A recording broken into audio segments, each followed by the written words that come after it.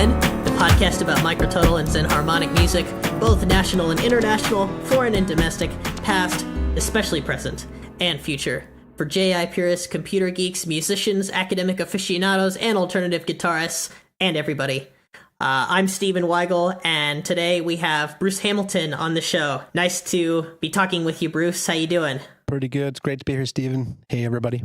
Bruce Hamilton has a new track that he has been working on, and it's what you heard in the first part of the episode.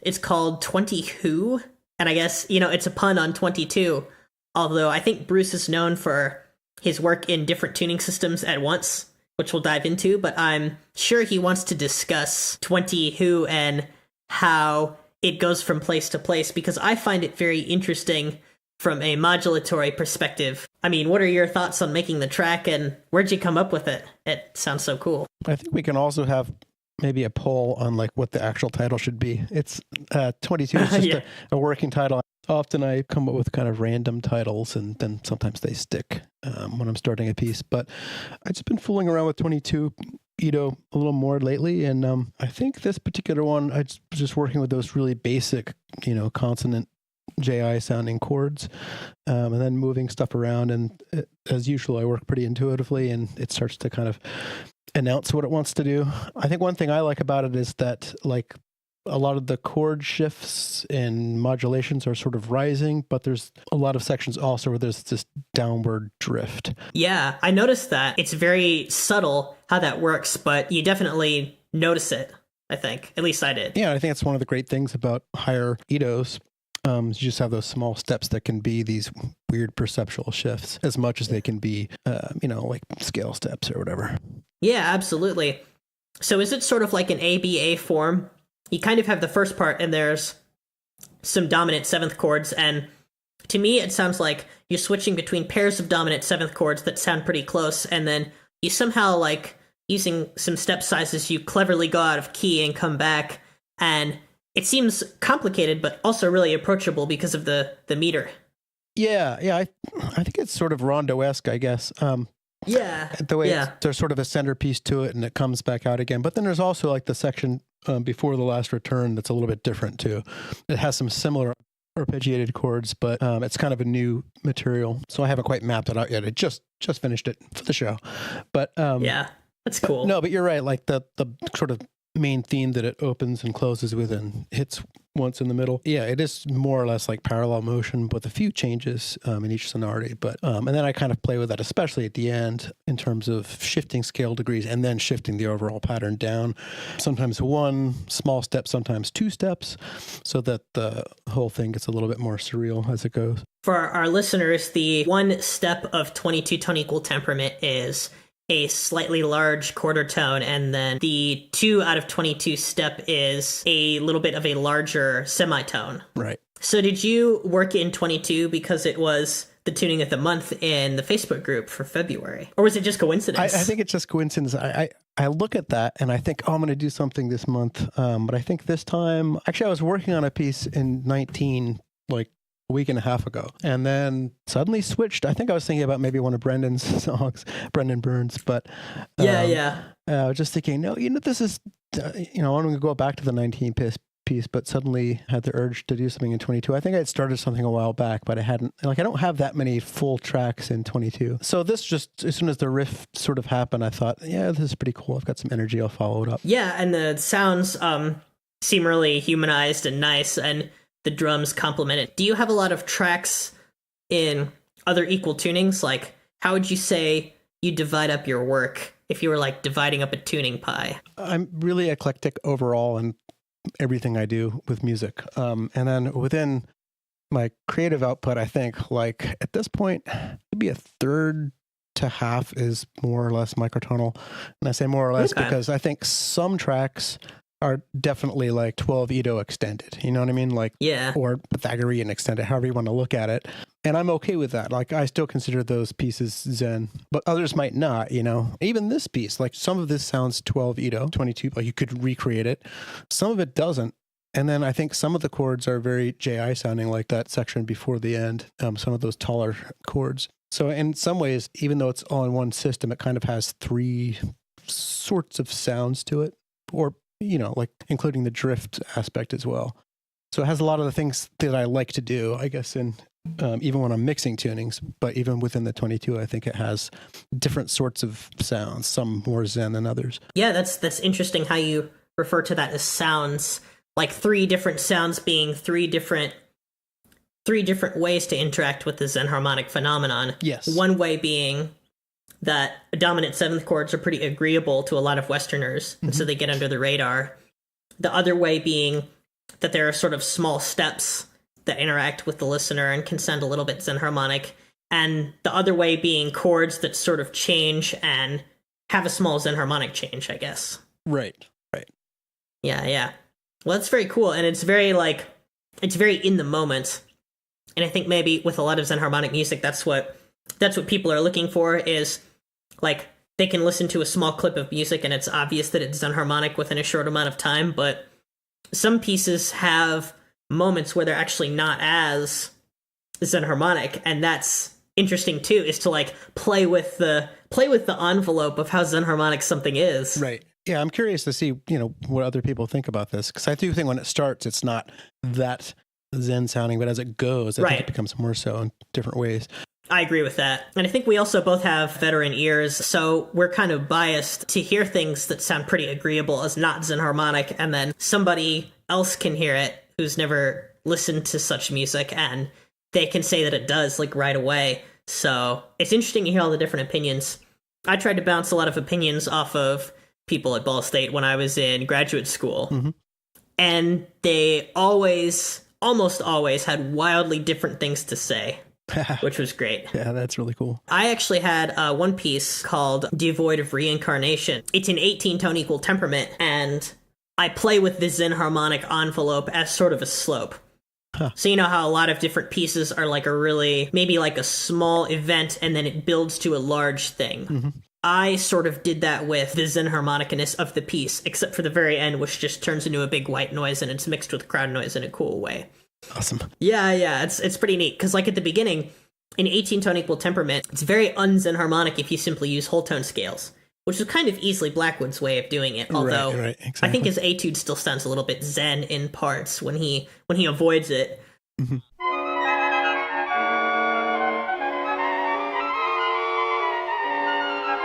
So I used whole tone scales at the beginning, which I actually played on my guitar and pitch shifted so they would be 18 equal.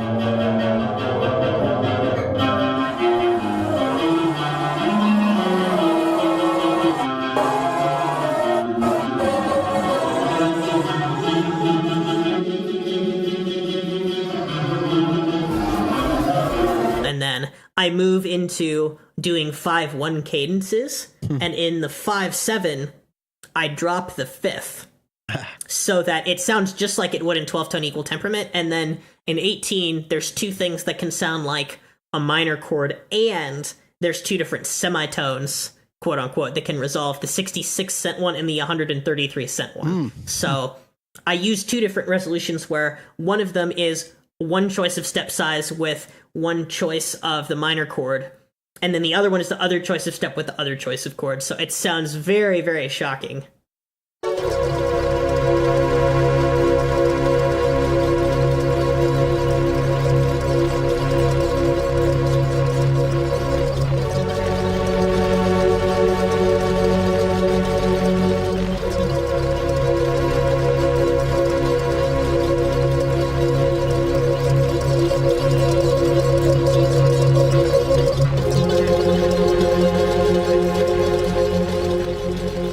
That's pretty cool. I haven't really used 18 very much.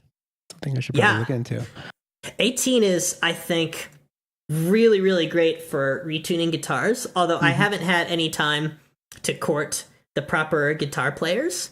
Right. This sort of leads us into our next topic, which is talking about how to get people to play microtonal music on instruments. So I definitely advocate for like equal temperaments that use divisions of 6. So like 18 and 30, and of course quarter tones as well, are really good for that. Of course, the higher you go, the more you're going to have to use a subset of the thing. Like in 30-tone equal temperament, you may not be able to use all 30 of the notes, but you could certainly tune the strings a little bit off and just play whole tone scales from certain strings. Right. Yeah, I mean, I haven't even really I haven't written for other people that much microtonally. And when I have, it's been either quarter tones or, aside from like, inflections, like bend the note here, quarter tones or harmonics. Those things, make sense to most trained musicians, I think. But what you say makes perfect sense in terms of divisions. Yeah, I've only really done like 2 pieces where I notated microtones. Oh, only 2? Oh, I thought it would be higher, but it makes sense because it's so dang hard to notate microtones, and lots of times if nobody's playing it and it's just electronic, then there's not really a performance need for that. Right. Like I have stuff that's, 12, but then, the electronics add the microtonal elements in terms of like, concert music. But yeah, that woodwind quintet that I think you heard at the festival. Yes. Yes. And that one has a few things other than harmonics, but it's mostly harmonic series stuff. There are a few 6 tones, a few quarter tones, sort of as like voice leading and stuff, and some extra bends where it doesn't matter what they do.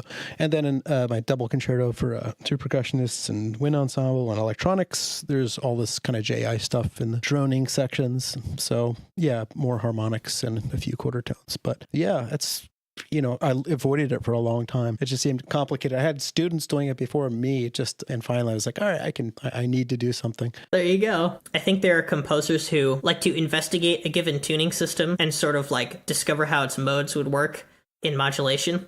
Mm-hmm. And you do that sometimes, but I think I do that more. And then you're more of a composer who uses different tuning systems freely and kind of combines different elements of different systems in order to express something sort of within all pitch space. Yep. And I think like Christopher Bailey is that way too. Yeah, definitely sort of holistic and sound oriented. And so I'll use what I can get and whatever comes up that makes sense. Sometimes systematically, not really. I don't think I'm as systematic as Chris is. I don't do that much pre-comp even really. And some stuff starts as improv and gets tweaked and turns into something else. But yeah, that sort of attitude, completely free in terms of what I'm using. I certainly love to explore one tuning at a time in order to get to know it, sometimes to provide unity to a piece, but I don't feel like I don't know if there's some law about that. I think it's interesting to combine things and sometimes take the random happenstance, but kind of take what it gives you.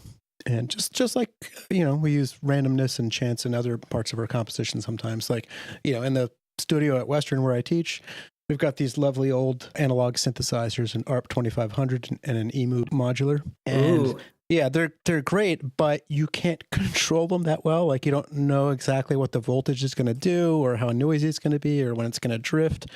And so the attitude is like, we'll take what they give us. Not all the modules work, but they sound lovely and you just kind of work in a different way and you record everything you do and then you find a way to use that material that you get. And it's kind of like that with all the different tools. And so like each project, I guess getting back to 4 questions ago, a lot of projects have a different approach. A lot of the microtonal stuff I do is based in Reason in the computer with retuned samplers using LMSO, which, unfortunately is not available anymore.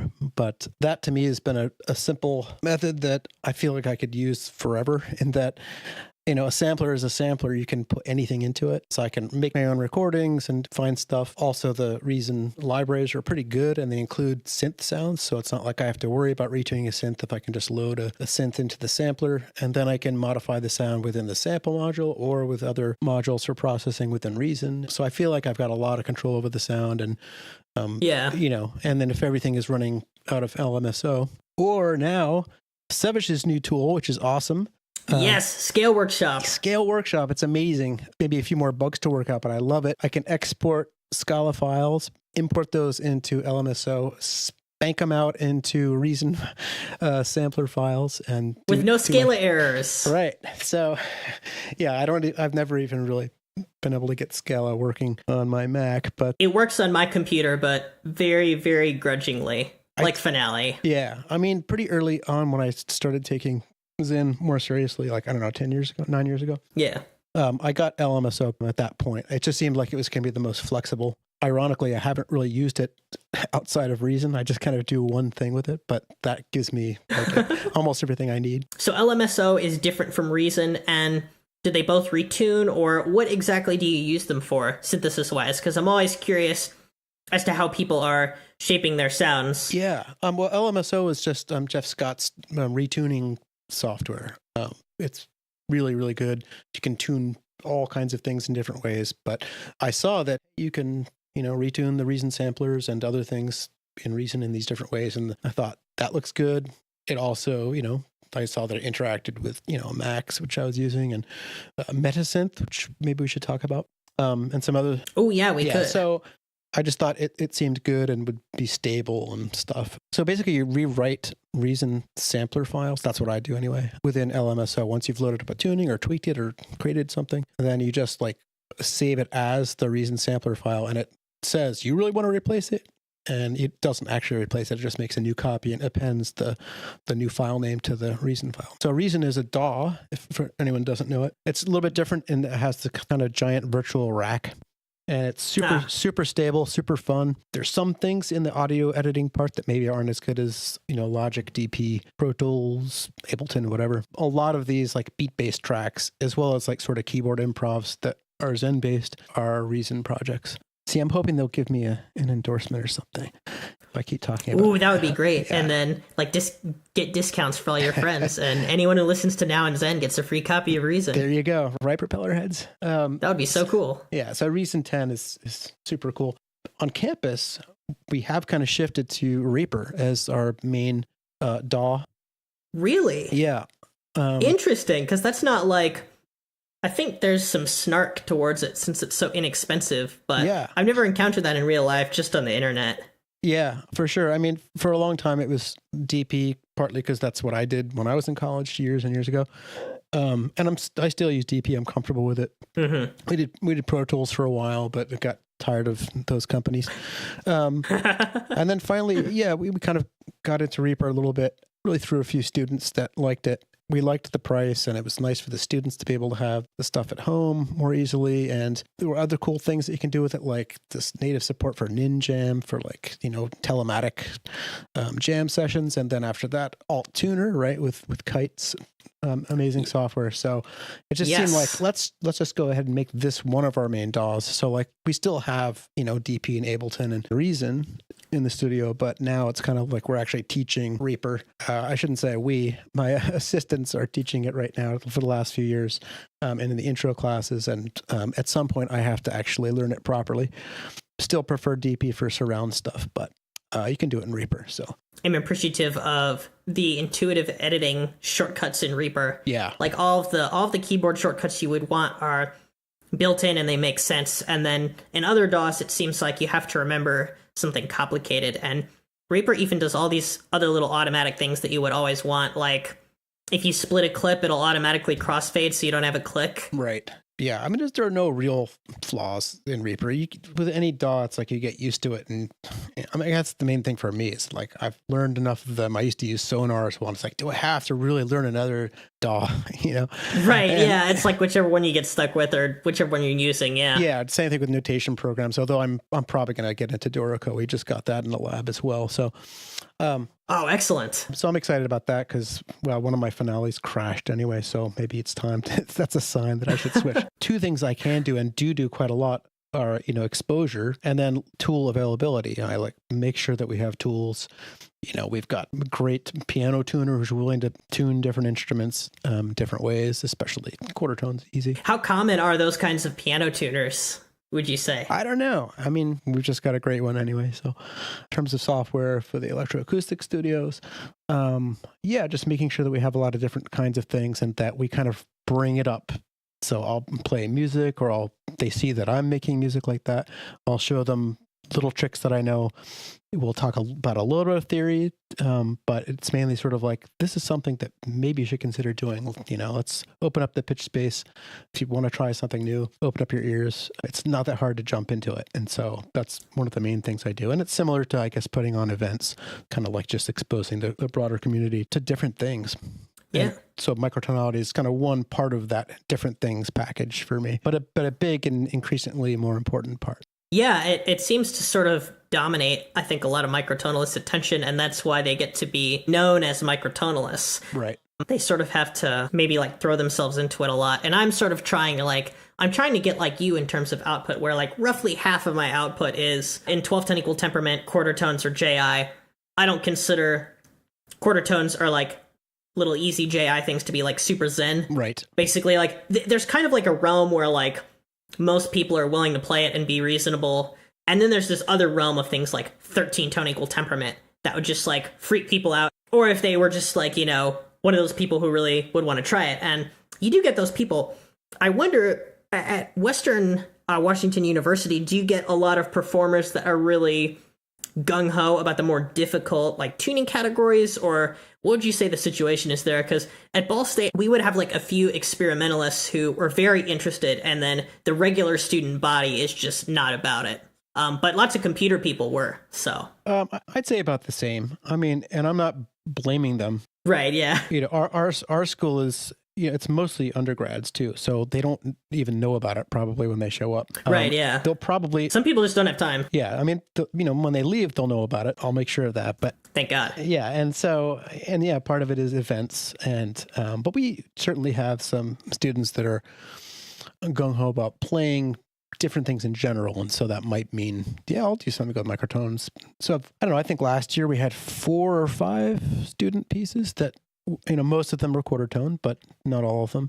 So there's, of course, electronic music that gets done, but people were, writing pieces for their friends, for themselves to play. I try to be a cheerleader for it, but at the same time, it's, you know, it's kind of like I teach 3 areas. This quarter, I was teaching an upper division 20th century theory, and I was really, really tempted to just say, we're going to do Zen all quarter. But I decided not to do that just a little bit. But with composition, sure, I'll have the occasional student that seems interested. You know, I don't like force them to do it, but I've had a couple that have been really great with it. In an electroacoustic class, again, that's something where we're always encouraging it. And that's an interesting class in that, or set of classes, in that we get students from all over campus. Then we get students from Fairhaven College, which is an interdisciplinary college where a lot of students do music plus something else. And they have like an audio minor there. Oh, yeah. And so, yeah, a lot of the students, so that they have a nice music technology program there, but they come over and take my classes, which is awesome because they're often pretty interesting students. At some point, almost every quarter, I'm kind of encouraging, or, you know, either playing Zen stuff or showing them tools or encouraging them to think about the entire pitch continuum or interesting divisions of it to get them out of the usual sound. So, I mean, that group still exists, though, right? At Ball State that you started. Didn't you start a group there?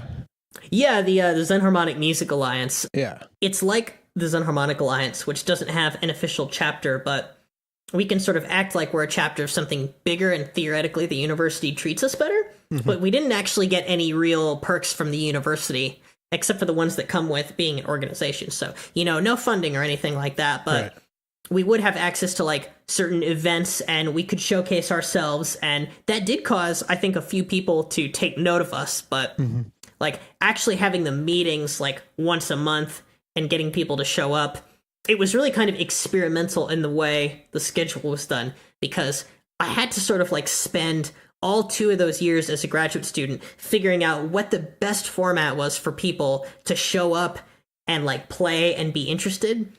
And I don't think any format really worked like super well, but probably the best attendance we got was to do it monthly and then to somehow like have the tuning set up for them.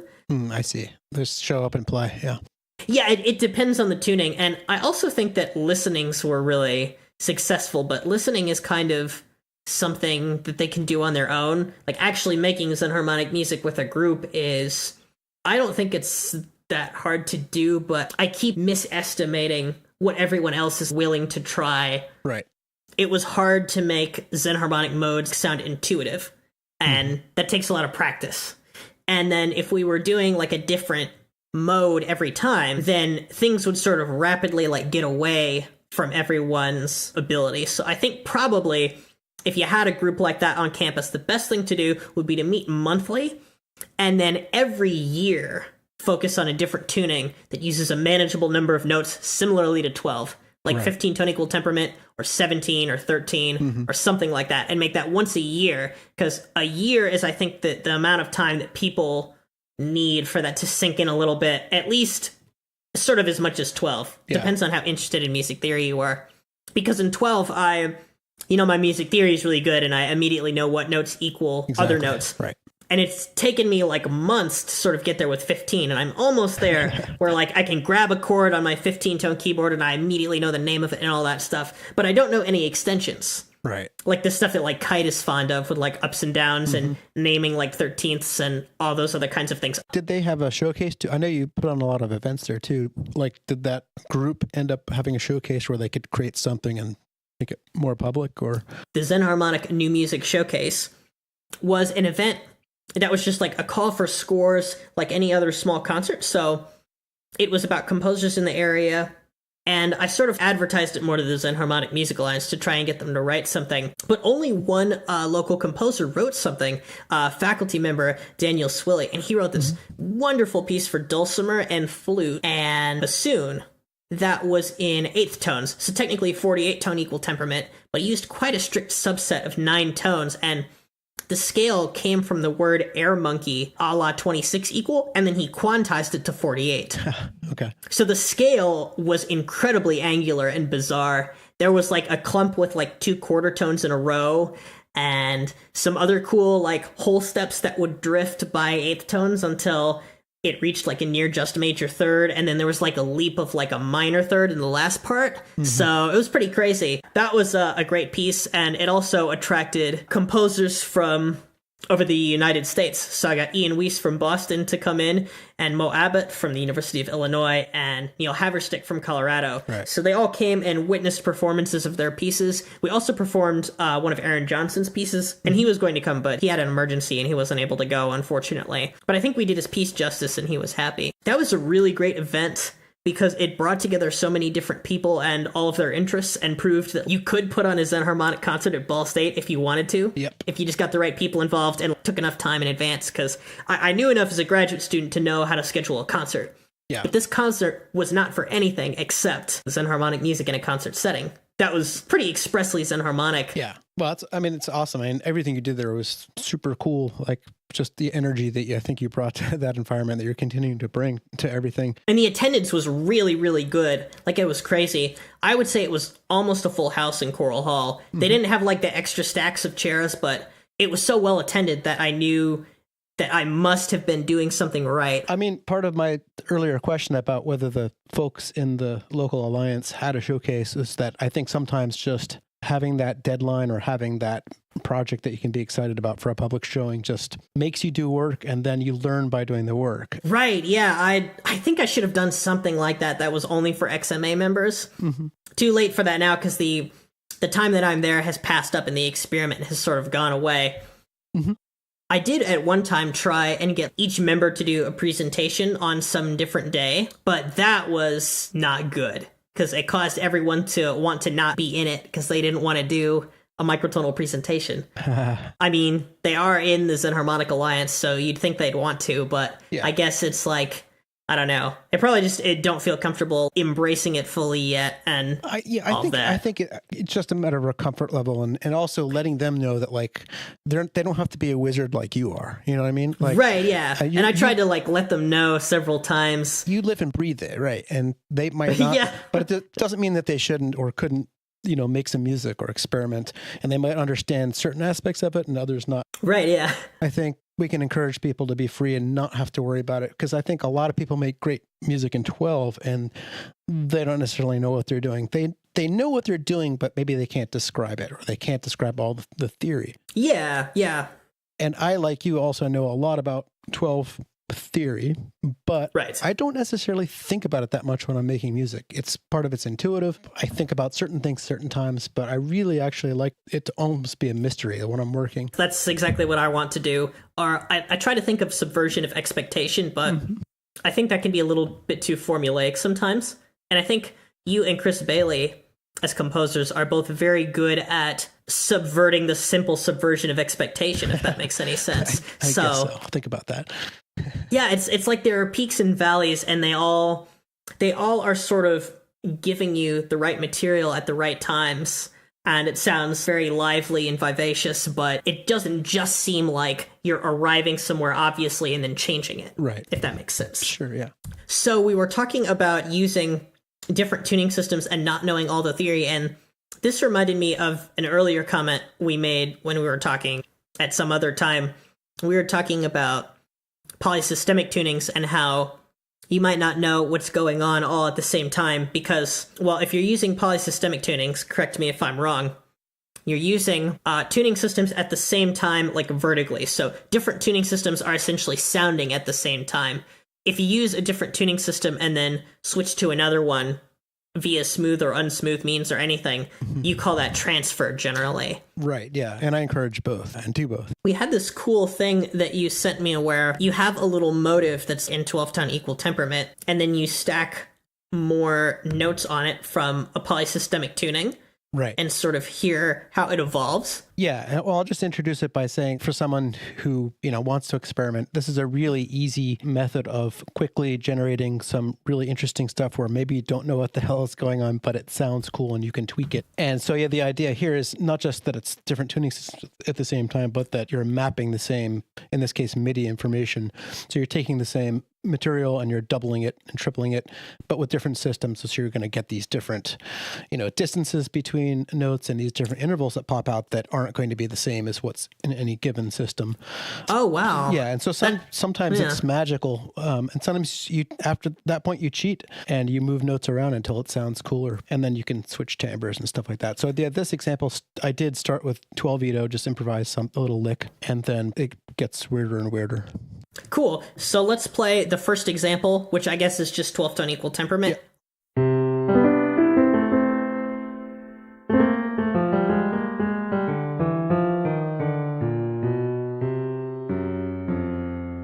So zen.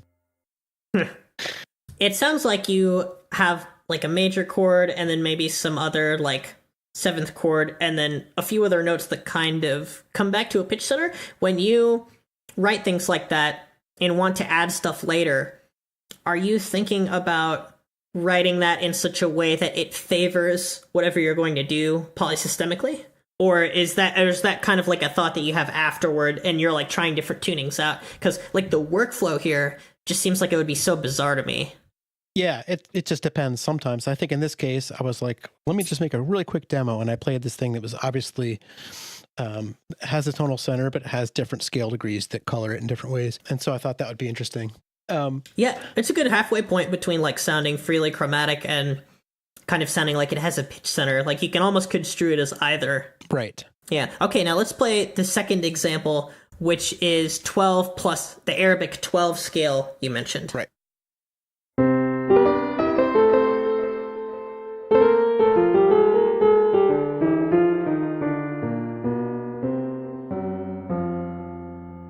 So you could say it sounds basically detuned, but it's a little more than that because certain notes are further than others, and you could sort of do that with a chorus. But to me, it's interesting in that some of them are really close and some of them are further, and it gives it a certain character that I like. And I've used that effect in a lot of pieces. For instance, my piece for piano, vibraphone, and electroacoustics, attractors. Obviously, it's fixed 12, but it's got all these halo effects. Instead of just detuning it in standard ways, I used different tuning systems, some close to the original, like a mean tone that's, got some of the same notes and some obviously different to give it a different color and character. So the next one gets a little bit weirder. Yeah, I really liked this one because it's like a targeted detuning, or it's almost like the detuned notes have a different role in the hierarchy of overall notes. Yes. And sometimes when I hear the detuning, it doesn't even register that there are two slightly different notes that are detuned. It's almost like a different kind of detuning. Mm-hmm. And it reminds me of piano tech sounds in really high limit JI that like people make demos of. Some of the chords, like the chord at the beginning reminds me of that. Mm-hmm. Like a really rough sound, like super major third, like. Let's play the third example. So this is 12 plus Arabic 12 plus Bolin Pierce.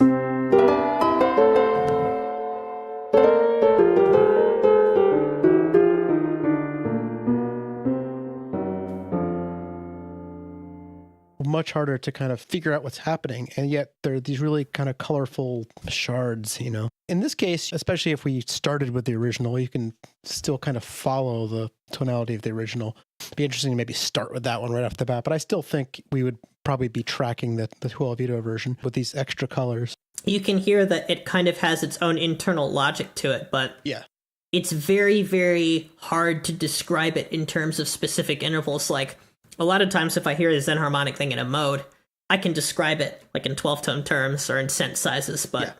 here it's like there's something really, really crazy happening, but it still somehow like makes sense to my brain.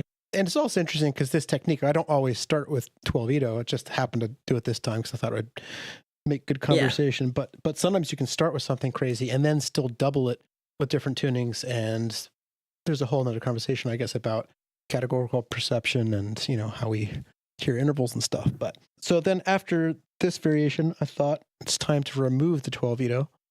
Ooh, yeah. So this is example 4.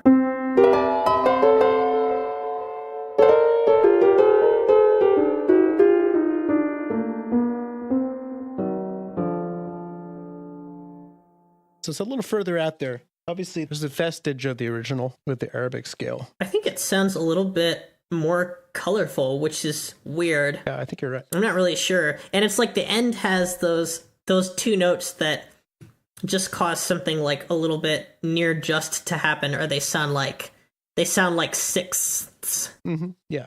So then example 5, we have Arabic 12 plus, this is Bull and Pierce, right? BP? Yes. Arabic 12 plus BP plus Parch. Is that Parch's 11 limit system of monophony using that scale? Yep. Or the 11 limit diamond. But here I cheated. So I Heresy. Yep. I floated the MIDI down, I played it. I was like, that's pretty cool. It can sound better. And I moved some notes around until not necessarily make it more consonant, but just to make it more interesting. I think I made the last note a little more consonant. But so I moved 3 or 4 notes until I had what I wanted.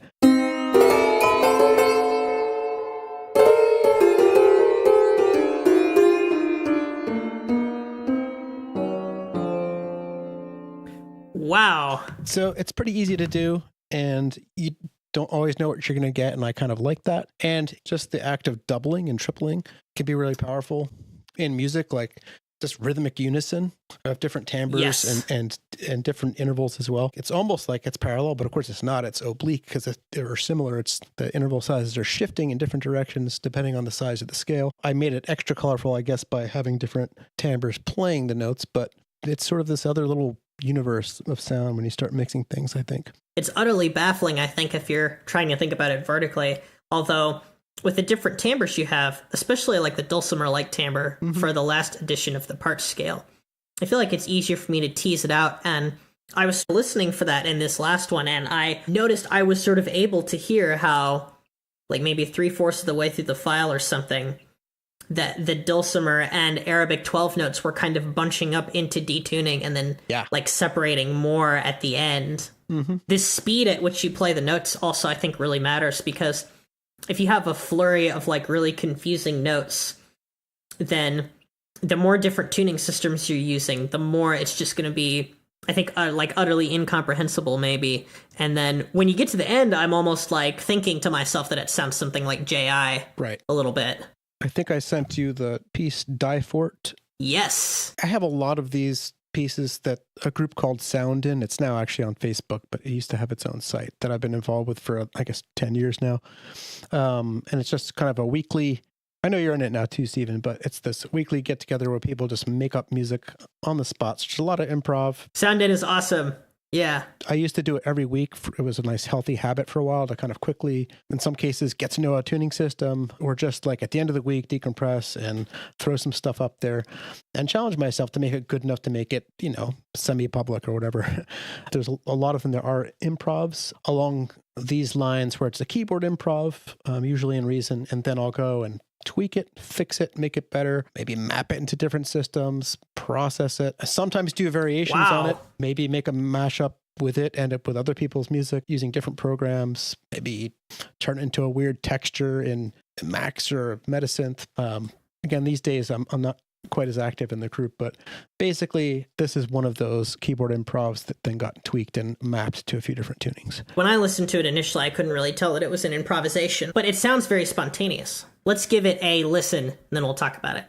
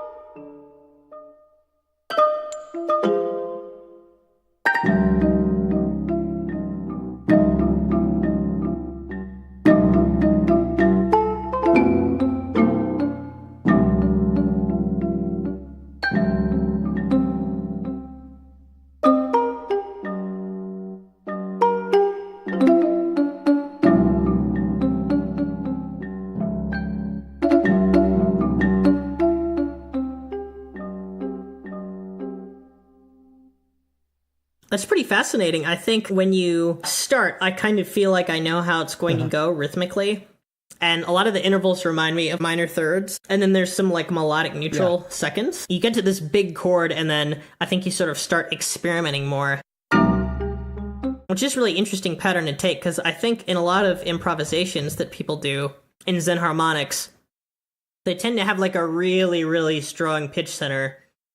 It's almost like the improvisationalist is like really trying hard to convince you that yes, you can use a mode for pitch center.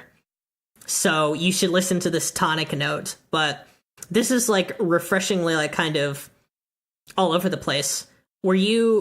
So how were you thinking about texture when you did this? Did you improvise the little xylophone line and then sort of add in the other chords later? And like, how polysystemic is this on a scale of 1 to 10? It sounds deeply Zen harmonic, but it's so hard to get my head around what's happening. Yeah, this one is maybe 5 or 6 years old. I just sort of picked it, and so I can't remember the files on another computer. So I'd love to be able to tell you which tunings were in this one, but I can't. So it's just showing my attitude about it as well. But I think with this one, I probably improvised the xylophone part and then just doubled that. Sometimes I remove notes, like I'll double it and triple it, and then I'm like, well, this instrument doesn't have to play the whole time. This sound doesn't have to be present the whole time, and just remove, or sort of like I'll remove certain octaves. So this is just going to be a low end addition, and this we'll just hear the high notes with this particular instrument sometimes. So I think I made it like that, 2 or 3 tunings. But yeah, it's not, like you were talking about the approach to improv. It's just, I have no kind of set approach. So sometimes I'll just sit down and have no idea what I'm going to do.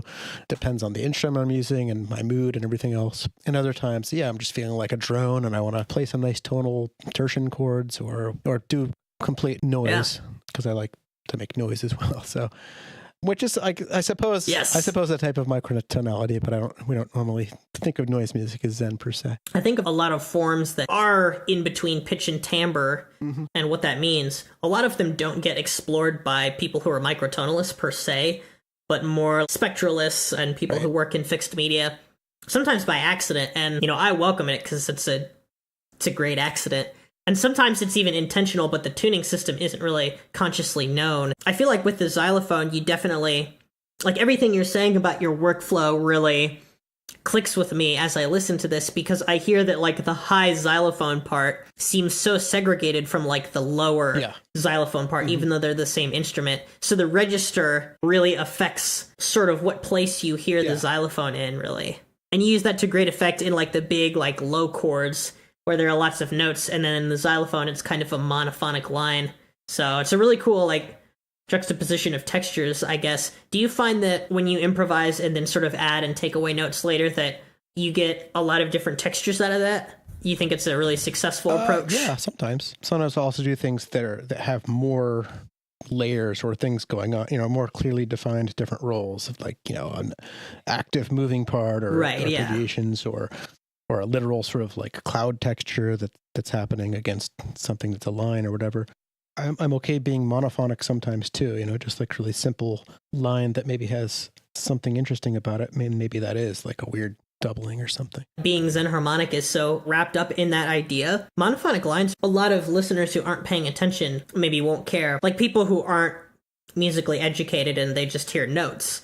If something is monophonic, then there's no like clashing harmony to alert them that something is out of place. Unless, of course, you have very, very small steps.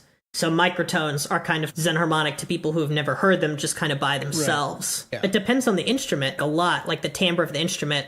People who I've played music for don't think gamelan music or macam music like sounds Zen harmonic if they're not paying attention. But if you really listen to it, you can hear that in Slender, those like things that are kind of like major seconds but larger, sort of near a 5 equal tone. They're very, very Zen harmonic, but there's something about the discipline of the whole thing that disguises it to people. Because that was one of the things that drew me in, was sort of hearing music like that and thinking, this is so interesting and beautiful and bizarre, but it's got to sound just completely normal to someone in that culture, And so how can I get my ears to that place, It was like after I heard gamelan music, I knew this was really important and I had to get into it more, but I kept not having time, and then I kind of like grew into it over many years. If we played Dery, I don't know how much I could actually say about it, but it might be interesting anyway. I'll play it, and then we can talk about it.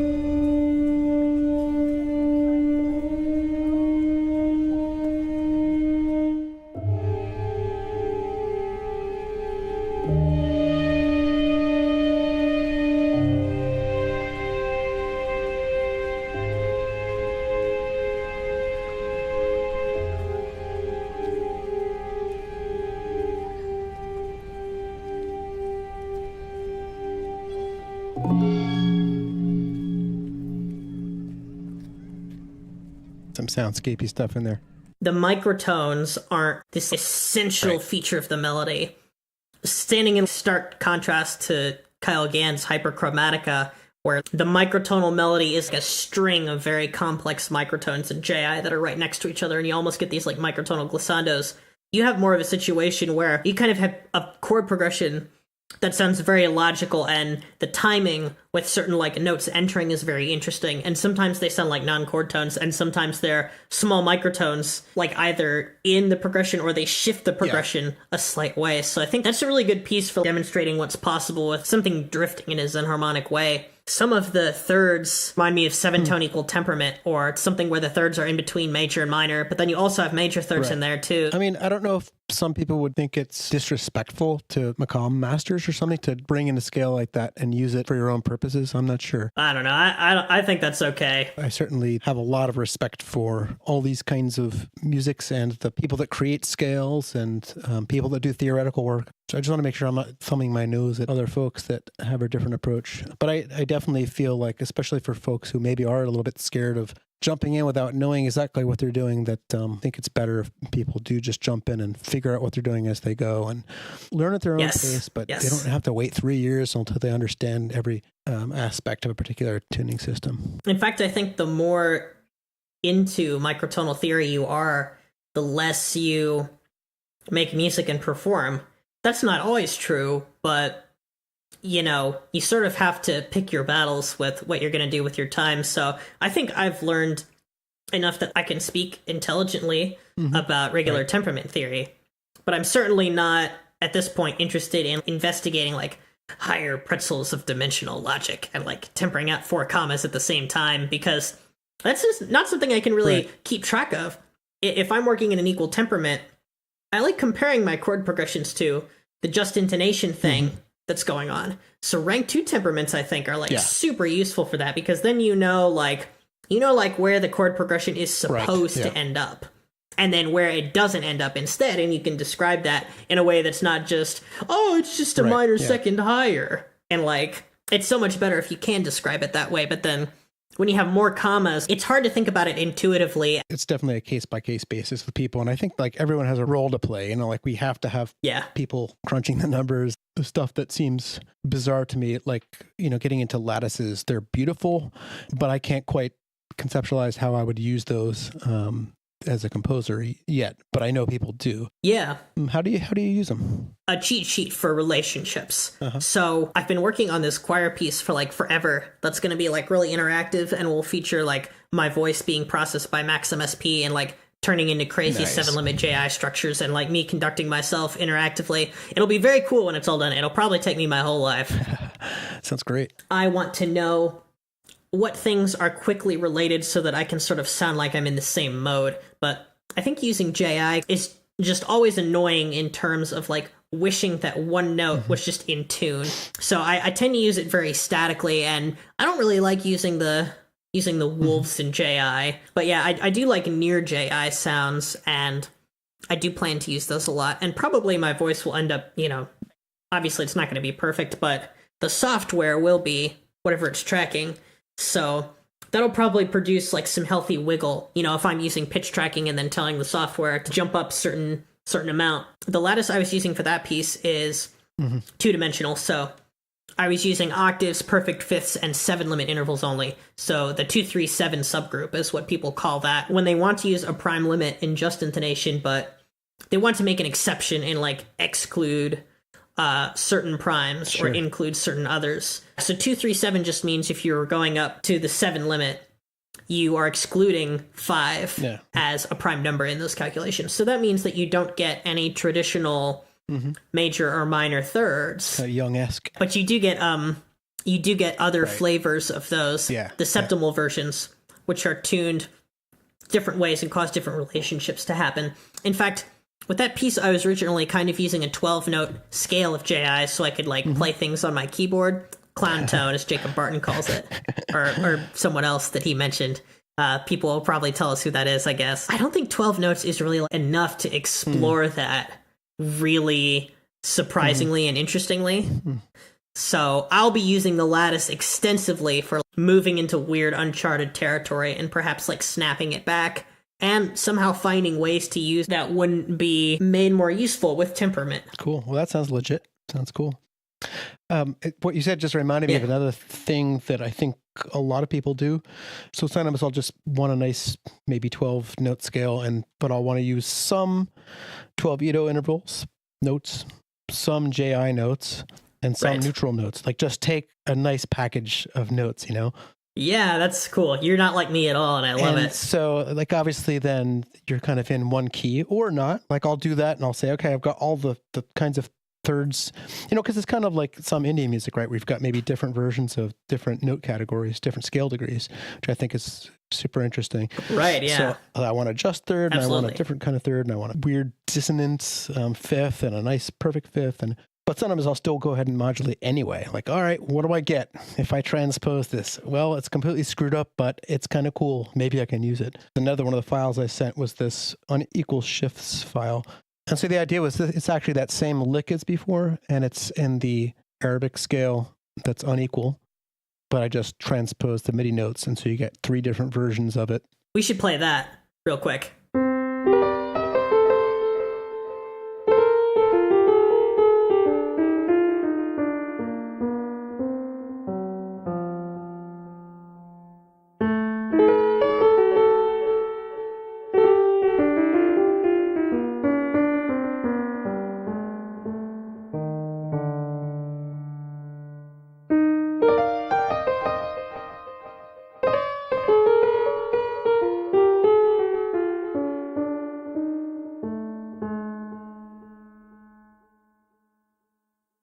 So as someone who loves variation technique, this is a cool way to go.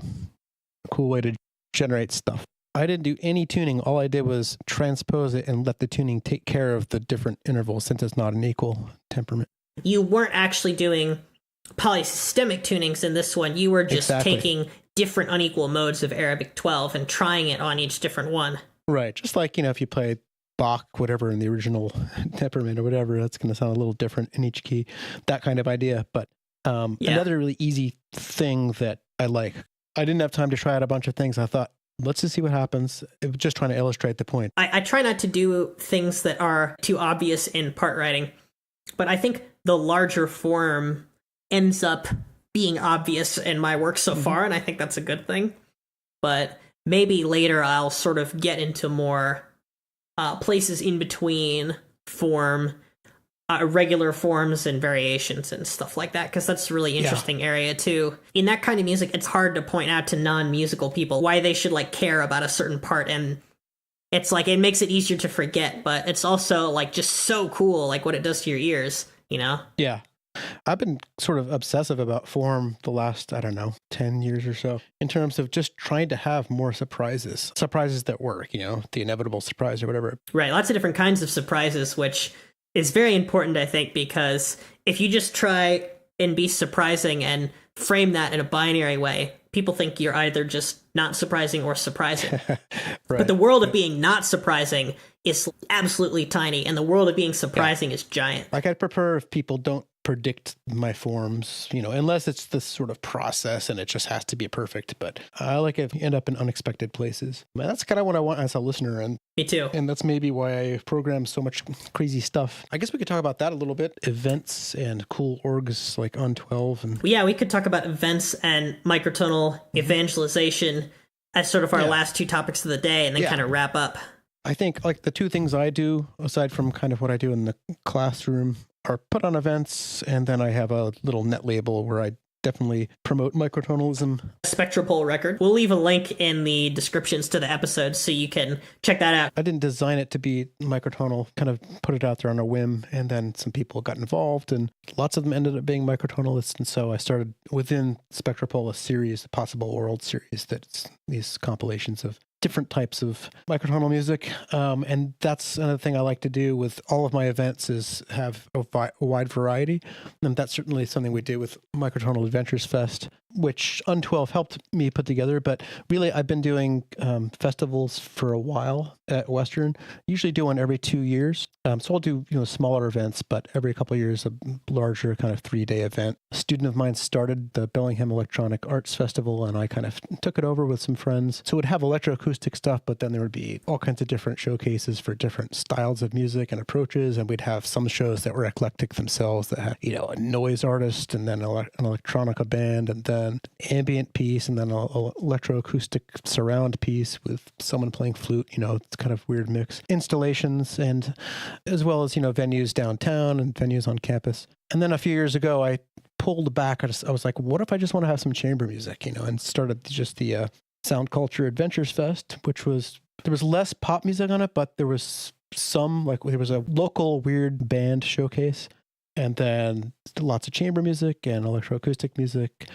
And then I was like, well, maybe it's time to have a different theme. And, you know, I've been wanting kind of for a while to do a microtonal festival, and then decided it would be nice to link it up with the Un12 group. So I took the same approach that I've always taken, which is having a lot of different kinds of music. We didn't get everything we wanted to do. Obviously, you can't make everything work. Could have had a more diverse group of visitors, I think, but we definitely had diverse set of music. And so that was by design. And then I think had a lot of wonderful speakers and presenters. And it was exciting. I think for our audiences too, for our students, something we'll probably do again at some point. I'm starting a series now, a quarterly series over at the Alternative Library. I know you've been there too. Which will be strictly microtonal, strictly xenharmonic. That's fantastic. There's so much cool stuff happening in that space right now that I feel like I don't have to just do, you know, Bruce's weird music corner. I feel like I can just focus on microtonal music and musicians. The Alternative Library, I think you saw a gig there before MAF, but anyway, it's this space in Bellingham that's literally a library. Oh, it's the old church that got turned into a library. Yeah. So lots of yes, that's a very nice space. Yeah, lots of really cool stuff happens there, and a lot of great music. And so I'm on the board there, and I'm instigating this idea of a quarterly series of performances of concerts that would be all microtonal. Making an all microtonal concert is the best way to get people to suddenly write microtones, I think, even though it might not get very many people, you know. Yeah. It's at least like the ultimatum is there, like write microtones and you'll be in this concert. Yeah. And plus there were lots of people just in Vancouver and Seattle that, you know, couldn't make it or couldn't perform at MAF. And so, you know, right, we can get them in sooner than waiting for the next MAF festival or whatever. So how many events would you say you put on a year that are full, not really full microtonal music, but that feature it pretty predominantly? Would you say it's something like 2 or 3 a year? Not yet, until this series starts. I think there would be one-off events where maybe there would be something microtonal, but it wasn't sort of a regular thing. You know, either something of mine or a student's or a particular artist.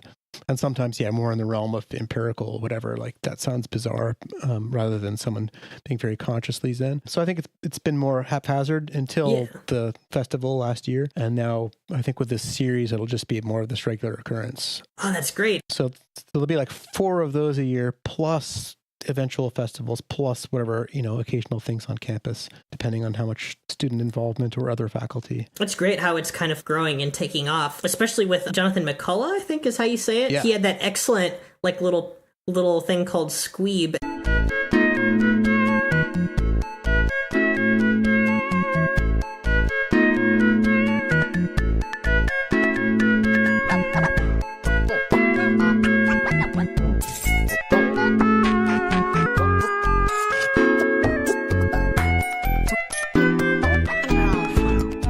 Did it win the Un-12 competition? I think it did, or it got close. Yeah, it came in 4th. I was really excited about that because I know I saw him like sort of at the events and he was like getting more interested in it, and then he did that. So that just made me really happy. Yeah, he's great. He's one of the movers and shakers for sure in Bellingham, and he's now teaching the intro to electroacoustic class, and still very involved in the studio and the program. And yeah, he helps, I think, kind of push some of these ideas on the other students. And he's someone that definitely, on his own, he was doing notated microtonal stuff just on his own. Then I showed him some tools and he just kind of took it and ran with it. And so he's done a lot of his own exploration. What kind of advice would you have for somebody who wants to start these kinds of series, but not necessarily be part of a university? Right. Yeah, it's an interesting question. I mean, certainly I feel like I have a position of privilege where I can sort of make things happen. That's my responsibility to, and especially in the Zen realm. So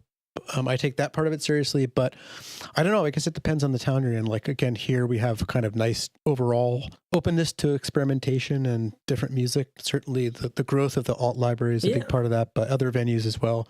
And so there are a lot of just tons of bands here that are doing kind of weird things, not necessarily microtonal, but if someone does something microtonal, people will probably just think that it's groovy or whatever. So I think if there is some kind of, all ages organization or venue where you're able to kind of maybe get a group of people together and say, look, we'd like to put on this sort of event on a regular basis, then maybe things can happen. Beyond that, I mean, obviously you're doing all the things, like you said, nothing is stopping you from growing into kind of a microtonal monster, which is awesome. Right, yeah. Performances, it really kind of depends on what you're writing. I know that with Un-12 right now, the next camp/festival this summer is going to be more geared for composer types in terms of writing music for a group that's cool, that can play notated music and can interpret it, and you can kind of collaborate. I think composers really are drawn to it generally, even to microtones too. I think if you do put on shows, then it kind of helps self-perpetuate. Like there's more energy that goes into it if you're making things for public performance, and then more people want to join and stuff like that. Yeah, absolutely. Now, how do you do that off campus? That's also, again, you have to have a space. Maybe somebody has a big enough living room or a rec room or whatever where you can set up a bunch of stuff and have meetings there. And I think the other thing that happens is once you do something for a while, maybe you start to get a bit of a reputation. People know that I do weird stuff, that, they can expect something to be challenging and adventurous, and they'll probably like some of it and maybe hate some of it, but it's not going to be the kind of usual fare. And there's that energy and reputation that maybe helps people come back to shows. Yeah, I think that's really it. Reputation and like word of mouth and sticking with it.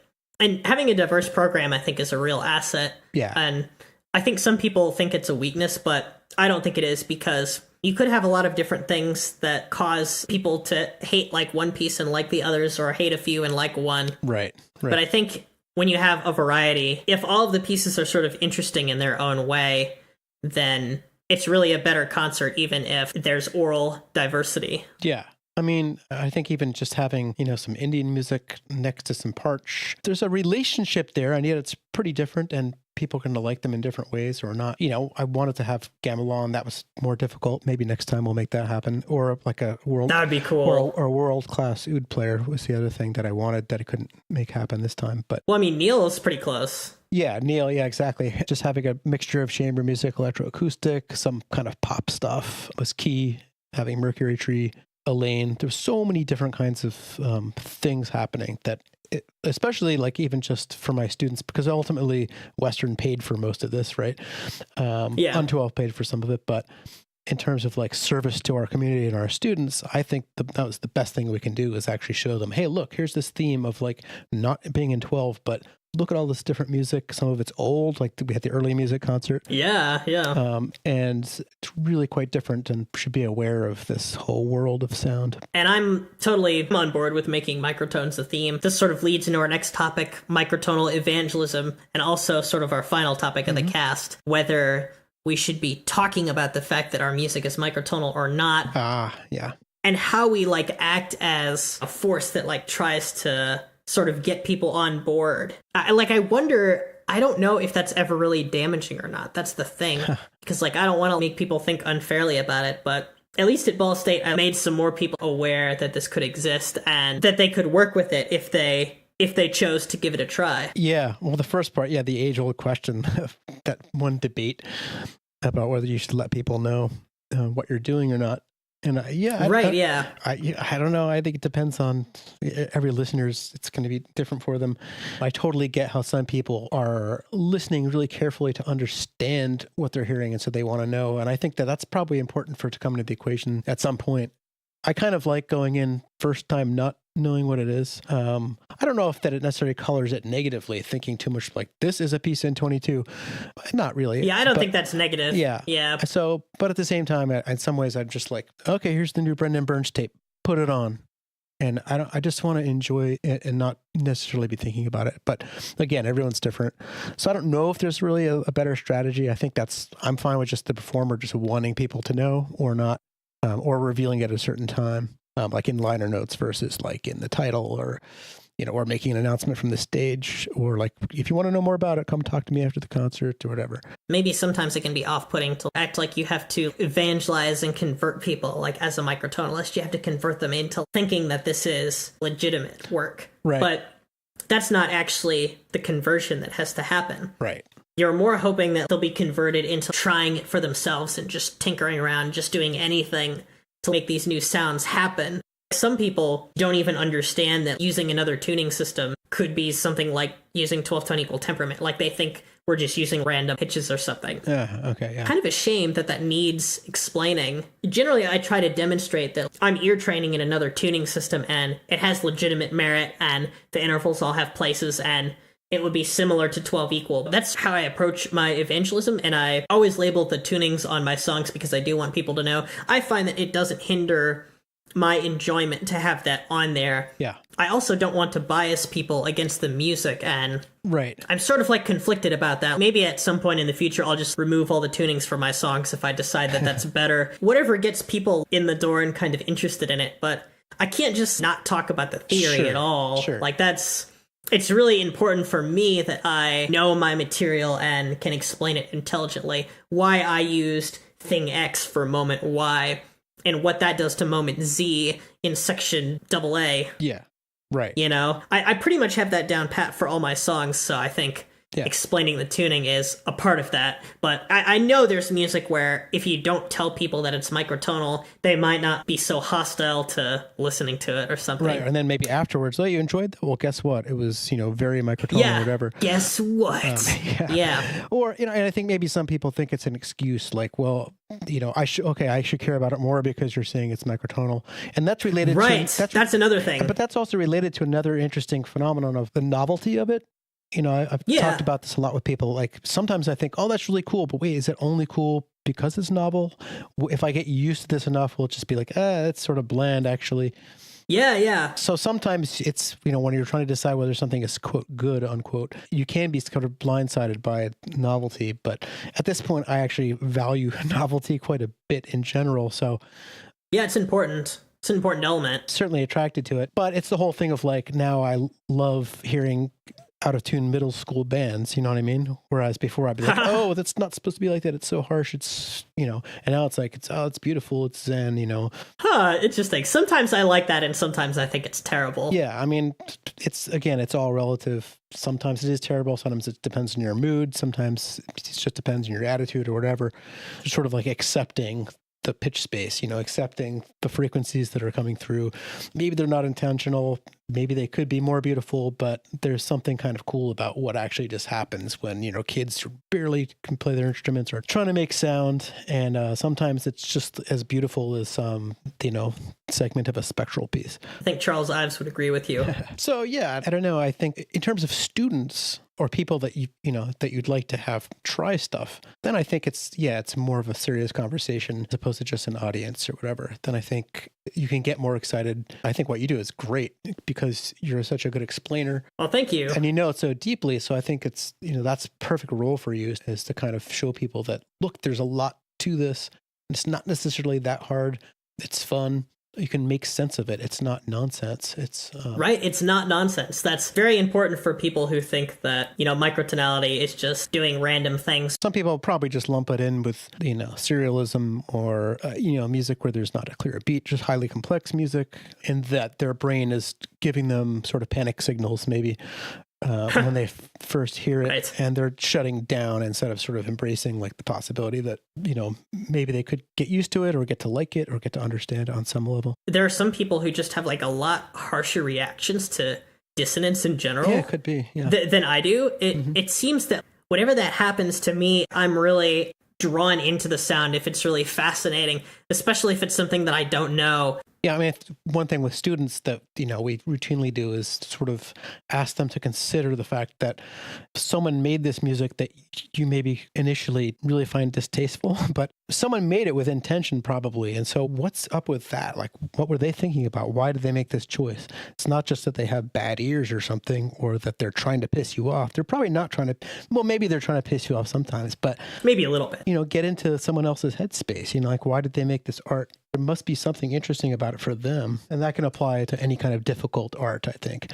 I mean, maybe like a list of a dozen different things that are on your website or something you can point to. Yeah. To anyone, just say like, well, these things seem key to something that I like, If you don't know Jude Thomas, by the way, he makes these like lovely little bell pieces in Dorico. And the notation, man, it's just so bizarre and baffling, and I love it.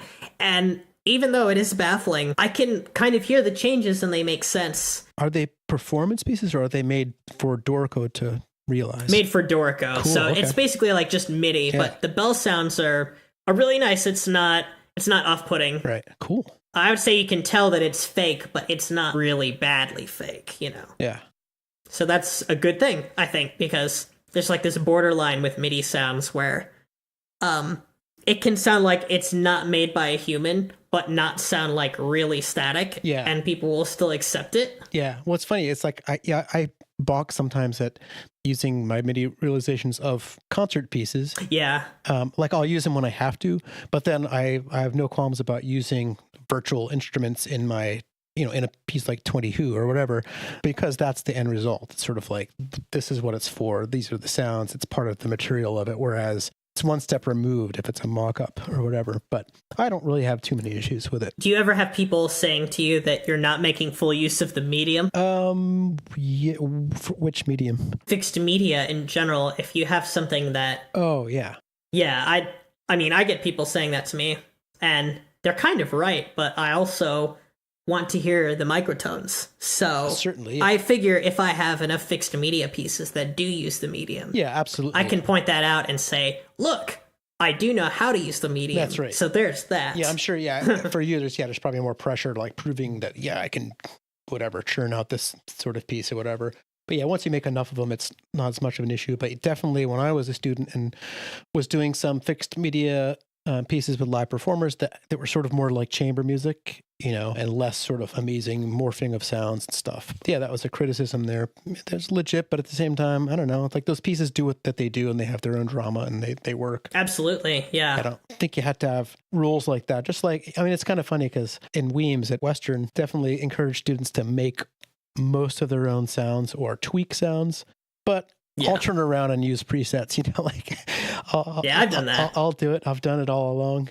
Here and there, you'll use something. Usually something gets tweaked, but these days it's even easier, I think, for people to make really nice samples. And I think maybe also it's more important for people to find their own voice. And sometimes that just means making your own sounds, and using your own voice, and putting something that's a little bit different than the stock stuff that you get. Not using the medium. I think that's more of a concern to like academics, because a lot of people just want to hear something that uses pitch and meter. So in terms of microtonal evangelization, it's actually probably better to use virtual instruments to make something that you could, say, play with a keyboard if it had 22 notes. Right. And that would be fine. Yeah.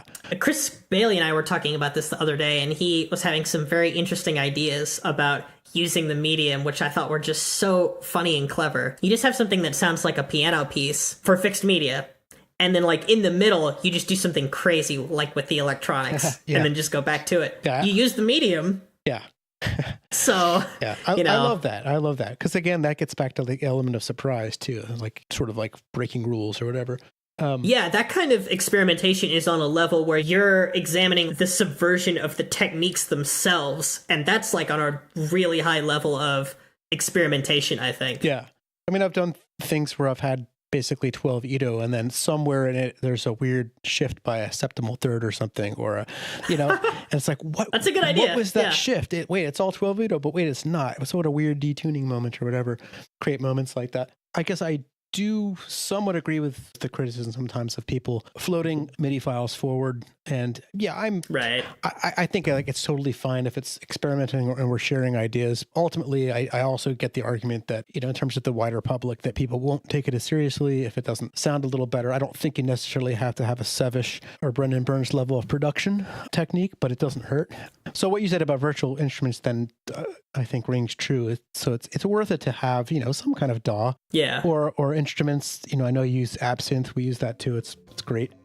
Whether it's freeware or something nice like Reason or Absinthe, I do think it's worth it for people when they get a little more serious about it to at least use those kinds of instruments, because they do sound brilliant, and I think it really helps the music come to life more than those weird kind of static playback sounds that you get sometimes. So I guess that's our topic of microtonal evangelization, and this episode featured Bruce Hamilton. He's got this new track out that's sort of named 20 Who, but he's willing to change the name in 22 Tone Equal Temperament, and he does a lot of festivals in Washington, including Microtonal Adventures Festival. He's planning on starting a quarterly series. Anything else you want to mention? I'm trying to think. Oh, Spectral Pole Records. You can go online on Bandcamp and check that out. Yep. Generally features a lot of microtonal music, and he's also part of Un12. As for the podcast, we are now in Zen, and we stream on iTunes, Libsyn, Spotify, and Stitcher. And then in terms of social media, we're on Facebook, Twitter, and YouTube. We may do a live version of the podcast on YouTube sometime soon. We release monthly episodes on the 12th of each month because we hate 12. And then we sometimes release a surprise episode, additionally, a second time each month. So this is that surprise episode for March.